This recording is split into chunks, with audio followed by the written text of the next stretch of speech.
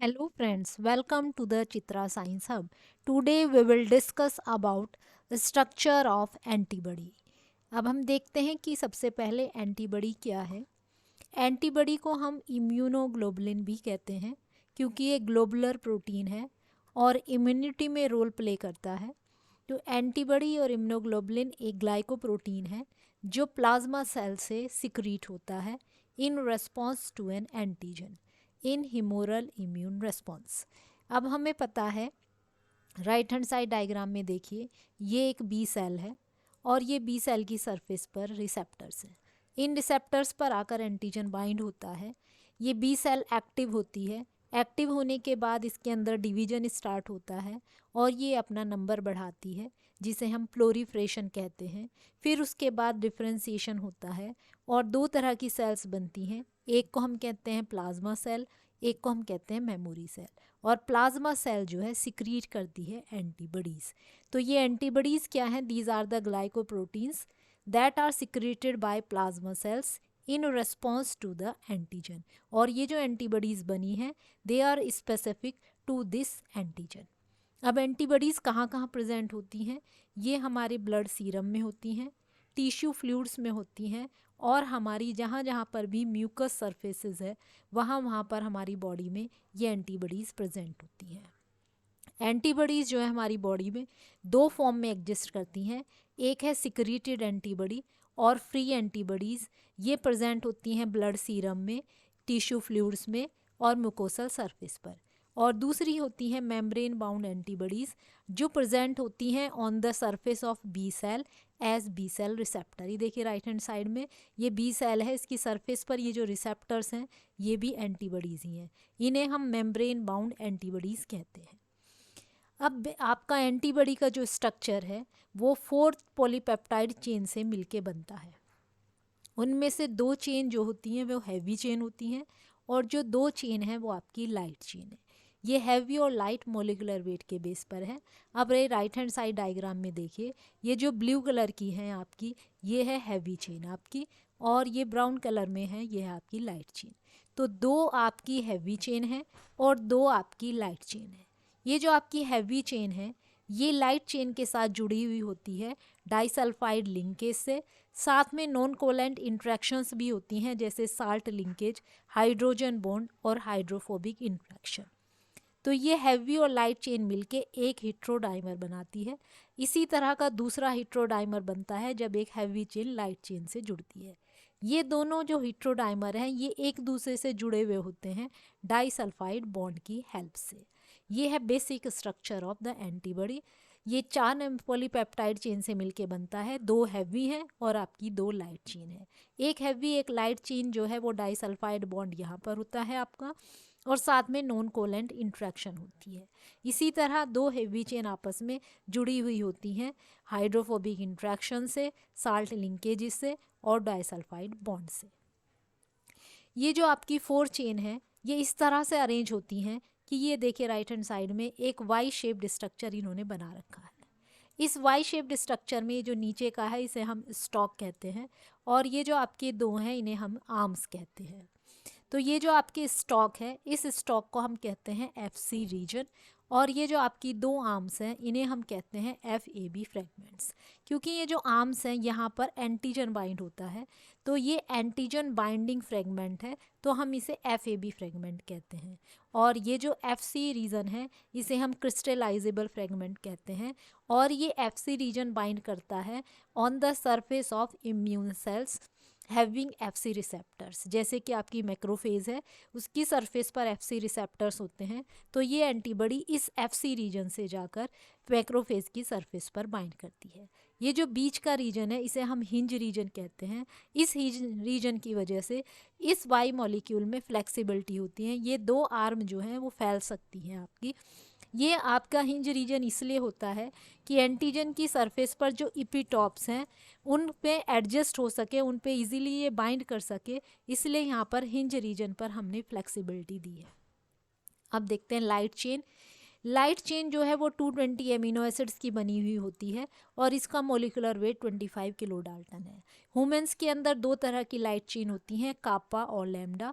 60% light chain जो है वो आपकी कापा होती हैं और 40% जो लाइट चेन है वो आपकी लैम्डा होती है। एक एंटीबॉडी मॉलिक्यूल के अंदर जो दोनों लाइट चेन है वो या तो कापा होती हैं या आपकी लैम्डा होती है। अब देखते हैं हैवी चेन। हैवी चेन जो है 440 एमिनो एसिड्स की बनी हुई होती है और इसका मास जो है वो 50 to 70 किलो डाल्टन होता है। ह्यूमंस के अंदर 5 तरह की हैवी चेन होती हैं जिन्हें हम ग्रीक लेटर से डेजिग्नेट करते हैं, गामा, अल्फ़ा, म्यू, डेल्टा और एप्सिलॉन। और ये जो हैवी क्लास है यही आपके डिटरमाइन करती है कि उस एंटीबॉडी की क्लास क्या है। कि अगर एक एंटीबॉडी के अंदर गामा एच चेन होगी तो वो होगी इम्यूनोग्लोबुलिन जी। अगर उसके अंदर म्यू चेन है तो वो होगी IgM। अगर अल्फ़ा है तो हम उसे कहेंगे IgA। अगर आपकी डेल्टा है तो हम उसे कहेंगे IgD और एप्सिलॉन है तो उसे हम कहेंगे IgE। एक एंटीबॉडी मॉलिक्यूल के अंदर दोनों लाइट चेन भी एक ही टाइप की होती हैं और दोनों हैवी चेन भी एक ही टाइप की, या तो वो कापा होंगी और हैवी चेन में या तो गामा होगी या अल्फ़ा होगी या म्यू होगी या डेल्टा होगी या आपकी एप्सिलॉन होगी। अब देखते हैं वेरिएबल रीजन क्या है। आपकी ये जो दोनों चेन है L और H चेन, ये आपकी फर्दर फोल्ड होके डोमेन्स बनाती हैं। देखिए राइट हैंड साइड में ये जो हमने गोल गोल बना रखा है, इस डोमेन में ये जो लूप है आपका, ये आपका 60 एमिनो एसिड्स का बना होता है और ये पूरा जो डोमेन है वो 110 एमिनो एसिड का मिलके बनता है। और यहाँ पर एक बॉन्ड होता है, इसे हम कहते हैं intra chain disulphide bond. Intra chain का मतलब with in the chain, chain के अंदर। और जो दो चेन के बीच में होता है, जो देखिए रेड कलर का यहाँ पर हमने दिखा रखा है, ये है इंटर चेन डाइसल्फाइड बॉन्ड। वो बॉन्ड जो दो चेन को जोड़ता है वो है इंटर चेन, और जो विद इन द चेन है, एक ही चेन के अंदर है, उसे हम कहेंगे इंट्रा चेन डाइसल्फाइड बॉन्ड। अब हर चेन, ये देखिए पूरी ग्रीन कलर में लाइट चेन है और ये ब्लू कलर में आपकी हैवी चेन है। तो हर चेन जो है वो डोमेन्स में फोल्डेड है। तो जो आपका एन टर्मिनल, ये आपका एन टर्मिनल है ये वाला, और ये हर चेन का, इसका हैवी चेन का सी टर्मिनल है और लाइट चेन का यहाँ पर आपका सी टर्मिनल है। ये एन टर्मिनल और ये सी टर्मिनल। तो एन टर्मिनल पे जो पहला डोमेन है, जब हमने अलग अलग एंटीबॉडीज़ में एमिनो एसिड सीक्वेंस कंपेयर की तो देखा कि इस रीजन के अंदर बहुत सारी वेरिएबिलिटी है। तो हमने कहा ये रीजन जो है वो वेरिएबल रीजन है और इन्हें डेजिग्नेशन दिया। लाइट चेन में हमने इन्हें कहा VL और हैवी चेन में हमने इन्हें कहा VH। इसी तरह राइट हैंड साइड में देखिए, ये वाला आपका जो ऊपर का डोमेन है ये है VL और ये है आपका VH। अब देखते हैं CDRs क्या होते हैं। अब ये जो वेरिएबल रीजन हमने देखे पीछे डायग्राम में, जब हमने उन्हें और फर्दर और रिफ़ाइन करके हमने उनकी अमीनो एसिड सीक्वेंस देखी तो हमने देखा कि जो वेरिएबिलिटी है एमिनो एसिड सीक्वेंस में चेंज है वो सिर्फ कुछ रीजन्स में है, पूरे डोमेन में नहीं है। राइट हैंड साइड में देखिए, ये जो आपका येलो कलर का है ये आपका पूरा हैवी का वेरिएबल डोमेन है। इस वेरिएबल डोमेन में जो एमिनो एसिड चेंज है वो देखी गई सिर्फ इस रीजन में है आपकी, और इस रीजन में है और इस रीजन में। कुछ ही रीजन के अंदर एमिनो एसिड चेंज देखा गया, उन रीजन्स को कहा गया हाइपर वेरिएबल रीजन्स, और ये आपके 9 to 12 एमिनो एसिड्स के बने हुए होते हैं। और दूसरा नाम इन्हें दिया गया कॉम्प्लीमेंटरिटी डिटरमाइनिंग रीजन्स, क्योंकि ये जो आपके CDRs हैं यही मिलके एंटीजन बाइंडिंग साइट बनाते हैं जिस पर आकर आपका एंटीजन बाइंड करता है। वेरिएबल रीजन जो है, जो लाइट और हैवी चेन पे है, तीन CDRs जो हैं वो हैवी चेन में होते हैं और 3 CDRs जो हैं वो आपके लाइट चेन में होते हैं। अब ये जो CDRs हैं, ये CDRs, ये देखिए यहाँ डायग्राम में ये हमने वेरिएबल डोमेन दिखाया है और ये जो हमने लाइनिंग दिखाई हैं ये है CDRs। 3 जो है हैवी चेन पे हैं वो लाइट चेन पे, और 3 जो हैं वो हैवी चेन पे हैं। ये जो बीच का रीजन है इसे हम फ्रेमवर्क रीजन कहते हैं FR, और ये 15 to लेके 30 एमिनो एसिड्स का होता है। ये जो CDRs हैं ये मिलके हम वो जगह बनाते हैं जहाँ पर आपका एपिटोप बाइंड होता है। अब राइट हैंड साइड में देखिए, ये है आपका variable domain of light chain और ये है variable domain of heavy chain. और इसमें जो है ये ग्रीन कलर का, ये येलो कलर का और ये ब्लू कलर का, ये 3 CDRs हैं। इसी तरह इसमें ये 3 CDRs हैं। ये फोल्ड करके एक शेप बना रहे हैं। इस शेप में आपका आके एपिटोप बाइंड होगा किसी भी एंटीजन का। तो जो एंटीजन का एपिटोप है उसकी शेप जो है डिटरमाइन कर रहे हैं ये, किस शेप का आपके यहाँ पर एपिटोप बाइंड करेगा, इसलिए इन्हें CDRs कहते हैं, कॉम्प्लीमेंटरिटी डिटरमाइनिंग रीजन्स। अब एक एंटीबॉडी पे जो है 2 एंटीजन बाइंडिंग साइट होती हैं, एक यहाँ पर बनती है और एक आपकी यहाँ पर बनती है।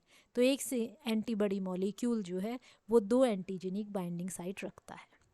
अब देखते हैं कांस्टेंट रीजन। अब इस वेरिएबल रीजन के पीछे का जो रीजन है ये सारा कांस्टेंट रीजन कहा जाता है। आपका ये वाला पूरा रीजन ये कांस्टेंट रीजन है। अब कांस्टेंट रीजन में लाइट चेन के अंदर एक ही डोमेन होता है जिसे हम डेजिग्नेट करते हैं Cl। हैवी चेन के अंदर 3 होते हैं, 3 या 4, ये डिपेंड करता है कि आपकी जो हैवी चेन है वो कौन सी क्लास की है, क्योंकि म्यू और एप्सिलॉन जो हैवी चेन है उनके अंदर 4 कांस्टेंट डोमेन होते हैं और सब एंटीबॉडी के अंदर 3 होते हैं। तो उन्हें हम डेजिग्नेट करते हैं CH1, यहाँ देखिए CH2 और ये CH3। इसी तरह इस चेन के अंदर CH1, CH2 और CH3। म्यू और जो आपकी एप्सिलॉन H चेन होती है उनके अंदर हिंज रीजन ना हो के एक एक्स्ट्रा डोमेन होता है, तो उनके अंदर 4 कांस्टेंट डोमेन होते हैं। अब हमने देखा था शुरू में FC फ्रेगमेंट और FAB फ्रेगमेंट। अब राइट हैंड साइड डायग्राम में देखिए, ये जो आपका FC रीजन है ये सारा कांस्टेंट रीजन से बना हुआ होता है और जो FAB रीजन है इसमें ऊपर वाला ये वेरिएबल है और नीचे वाला आपका कांस्टेंट है। तो FAB फ्रेगमेंट के अंदर दोनों रीजन होते हैं, कांस्टेंट भी और वेरिएबल भी, और FC फ्रेगमेंट जो है वो खाली कांस्टेंट रीजन्स का बना हुआ होता है। अब हमने शुरू में कहा था कि antibodies are the glycoproteins. Glycoproteins का मतलब वो प्रोटीन जिन पे शुगर अटैच्ड है। तो हम देखते हैं कि ये शुगर कहाँ पर अटैच होती हैं। तो शुगर्स जो हैं वो सिर्फ कांस्टेंट रीजन में अटैच होती हैं। देखिए यहाँ हमने दिखा रखा है, ये रहा कार्बोहाइड्रेट। तो ये जो कार्बोहाइड्रेट है ये सिर्फ कांस्टेंट रीजन पर ही अटैच होता है। इसका पर्पज़ क्या है कि ये आपकी एंटीबॉडी की सॉल्युबिलिटी बढ़ाता है। This is all about the structure of antibody. Thank you.